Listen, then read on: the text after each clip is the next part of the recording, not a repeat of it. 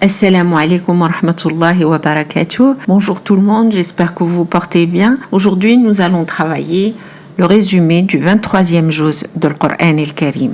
Le 23e juz de Coran al-Karim commence par Surat Yasin. C'est une première sourate mécoise, elle fait partie des premières. Le prophète Sidna Muhammad sallallahu alayhi wa sallam l'a appelé le cœur du Coran. Parce que Surat Yasin détient des thèmes centraux qui sont des preuves des doctrines de Tawhid, de Risala et de l'Akhira. Surat Yasin s'ouvre en rassurant le messager, Allah subhanahu wa ta'ala, Sidna Muhammad sallallahu alayhi wa sallam, sur l'importance de son rôle dans la conduite de l'humanité et déplore l'histoire de la désobéissance humaine.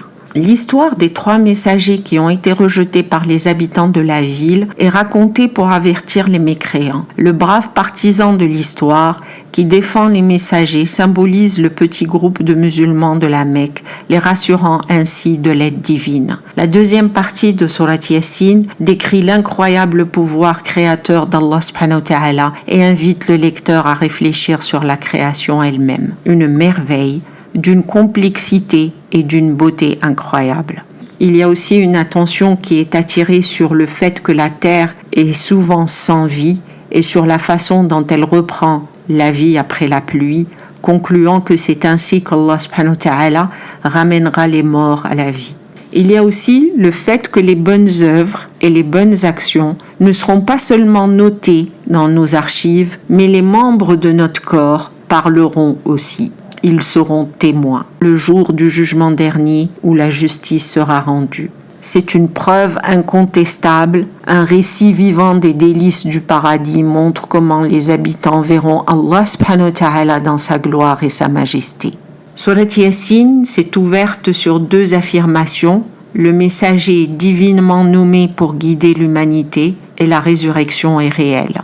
Des preuves historiques rationnelles et morales sont présentées pour le prouver, des étincelles de feu qui proviennent du frottement de 2 brindilles fraîches. Il est dit, dans Ayah 82 à 83, quand il veut faire quelque chose, tout ce qu'il dit est soyez, et c'est le cas. Gloire à celui qui contrôle tout, et tu seras ramené à lui. Le 23e juz continue avec Surat Safat. Son thème central est également de prouver la véracité des doctrines islamiques telles que Tawhid, Risala et l'Akhira. Surat Safat parle de l'unicité d'Allah subhanahu wa ta'ala en termes très forts. Elle parle aussi des enseignements de divers prophètes d'Allah subhanahu wa ta'ala. Tous les prophètes ont prêché le même message. Surat Safat avertit les mécréants pour leur complot contre le message de l'islam et prédit que leur complot ne fonctionnera pas, la vérité prévaudra. Cette sourate s'ouvre sur 3 serments qui décrivent les éternelles batailles célestes entre les anges et Shaitan en les comparant aux batailles terrestres entre les prophètes et leur communauté. Il y a aussi 6 histoires de prophètes qui décrivent leurs efforts courageux pour guider l'humanité, le rêve de Sidna Ibrahim alayhi salam et sa volonté de se sacrifier indiquent la bataille intérieure entre l'amour des enfants et l'amour d'Allah subhanahu wa ta'ala. 2 scènes du jugement dernier sont décrites, les dirigeants et leurs partisans se blâmant mutuellement pour leur terrible destin. Une personne pieuse trouve son ami en enfer et lui rappelle comment il a essayé de l'égarer, mais il n'y est pas parvenu. Et enfin, la sourate revient sur les anges et sur leur organisation au paradis. Le 23e juz continue avec Surat Sad, une sourate révélée à Mecca. Surat Sad parle du message de base de tous les prophètes et messagers d'Allah subhanahu wa ta'ala. Ils sont venus prêcher Tawhid. Les prophètes ont souffert et ont traversé beaucoup d'épreuves en présentant le message d'Allah subhanahu wa ta'ala. Leurs ennemis les ont attaqués et persécutés, mais finalement c'est la vérité qui a prévalu et le mensonge a été vaincu. Le pouvoir et la richesse viennent tous d'Allah subhanahu wa ta'ala.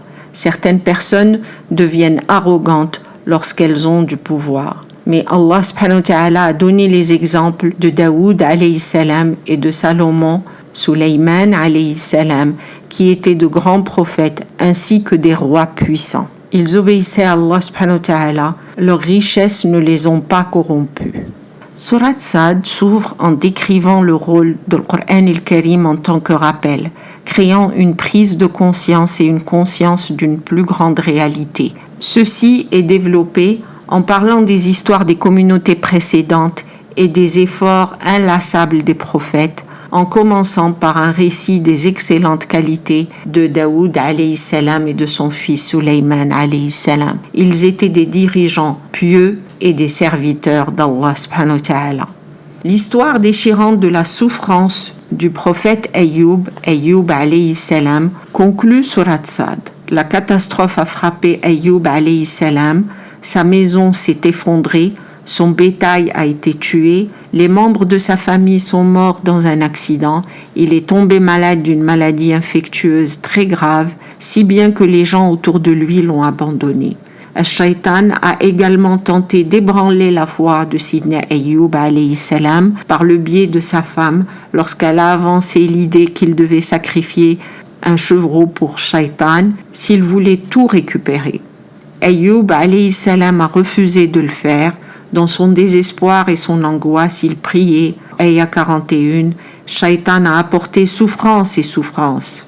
Ayyub alayhi salam est présenté comme un modèle de patience et d'endurance. C'est ce qui est décrit dans Ayah 43. C'est ce qui en fait une leçon, une zikra pour ceux qui ont de l'intelligence. Surat Sad décrit aussi l'arrogance et l'hostilité des habitants de la Mecque envers le prophète Sidna Muhammad sallallahu alayhi wa sallam, qui se traduisent par un avertissement. Combien dans Ayah 3, il est dit combien de générations passées nous avons détruites avant eux, ils ont crié, il n'y avait pas de temps pour s'échapper. Le 23e juz continue avec Surat Zumar, qui veut dire les foules.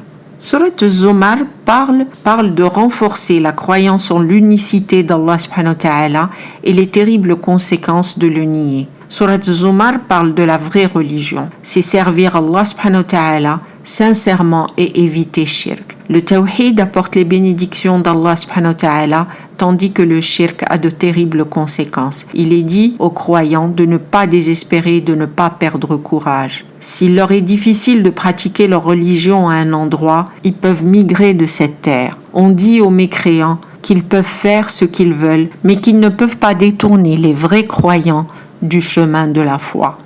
Ce qui donne aux premières sourates mécoises leur profondeur et leur subtilité psychologique. Les scènes graphiques de l'au-delà sont présentées de diverses manières pour souligner la terreur du jour du jugement dernier, décrit dans Ayah 53. La sévérité de la punition divine est soulignée à plusieurs reprises, cependant, le pessimisme des pécheurs est dissipé. Mes serviteurs qui se sont fait du tort, ne désespérez pas de la bonté d'Allah, Allah pardonne tous les péchés, il est le pardonneur. Surat Zumar fait référence à la majesté d'Allah subhanahu wa ta'ala et se demande comment un Seigneur aussi généreux peut être nié. Nous recevons des dons jour et nuit, l'air que nous respirons, les plats délicieux que nous apprécions, les conjoints qui nous donnent amitié et réconfort. Dans Ayah 7, il est dit « Si vous êtes ingrat, alors Allah n'a pas besoin de vous. Il n'est pas content de l'ingratitude de ses serviteurs. Mais si vous êtes reconnaissant, il sera satisfait de vous. » Dans Ayah 22, il parle de ces personnes chanceuses qui sont bénies par Allah subhanahu wa ta'ala d'une manière incroyable. Ceux-là dont Allah a ouvert l'esprit pour l'islam, a reçu la lumière de son Seigneur, mais ruinés sont ceux qui ont l'esprit fermé contre le rappel d'Allah subhanahu wa ta'ala. Ils sont grossièrement égarés. La capacité de voir, de sentir, de dire la vérité est un grand cadeau. Le passage suivant compare l'homme de foi, le croyant, à l'adorateur des idoles, c'est-à-dire au matérialiste moderne cité dans Ayah 29. Un serviteur dévoué a plusieurs maîtres qui sont en désaccord les uns avec les autres. Peut-il être le même que celui qui se consacre uniquement à un seul maître? Ayah 29. En conclusion, ce 23e juz parle des scènes du jour de la résurrection. Il fait le rappel sur la mort et le jour du jugement dernier. Il parle d'Allah subhanahu wa ta'ala comme étant le Seigneur du ciel et de la terre. Il est un seul Dieu, un Dieu unique. Les moqueurs des prophètes d'Allah subhanahu wa ta'ala verront un jour la vérité. Le jour du jugement dernier se lèvera soudainement. Les coupables seront punis et les vertueux seront récompensés. Allah subhanahu wa ta'ala a délivré au prophète Nuh alayhi salam, il l'a sauvé de ses ennemis. La rencontre du prophète Ibrahim alayhi salam avec les idolâtres, le test du prophète Sidna Ibrahim alayhi salam et sa volonté de sacrifier son fils, comment Allah subhanahu wa ta'ala a délivré les prophètes Moussa alayhi salam, Haroun alayhi salam, Elias alayhi salam, Lot alayhi salam et a puni leurs ennemis, comment le prophète Yunus alayhi salam a été délivré du ventre de la baleine. Les anges ne sont pas les filles d'Allah subhanahu wa ta'ala, ce sont les serviteurs d'Allah subhanahu wa ta'ala, les messagers d'Allah subhanahu wa ta'ala réussiront. Il y a aussi dans ce jour les avertissements aux mécréants, les arguments des mécréants contre le Coran al-Karim et le prophète, la défaite des mécréants. Il y a aussi, on parle des serviteurs d'Allah subhanahu wa ta'ala tels que le prophète Daoud alayhi salam, les bénédictions d'Allah subhanahu wa ta'ala sur lui. Il a été testé et il s'est tourné vers Allah subhanahu wa ta'ala. Les bénédictions d'Allah subhanahu wa ta'ala sur le prophète Salomon, Suleyman alayhi salam, il a été également testé, mais il s'est repenti et a été pardonné par Allah subhanahu wa ta'ala. Allah subhanahu wa ta'ala a testé le prophète Ayyub, Job alayhi salam, et il a été récompensé pour sa patience. À Allah subhanahu wa ta'ala appartient la religion pure et sincère, le principe du tawhid et ses bienfaits. On parle aussi du mal du shirk et de ses conséquences. Wallahu a'lam. J'espère que ce petit résumé du 23e juz vous a servi.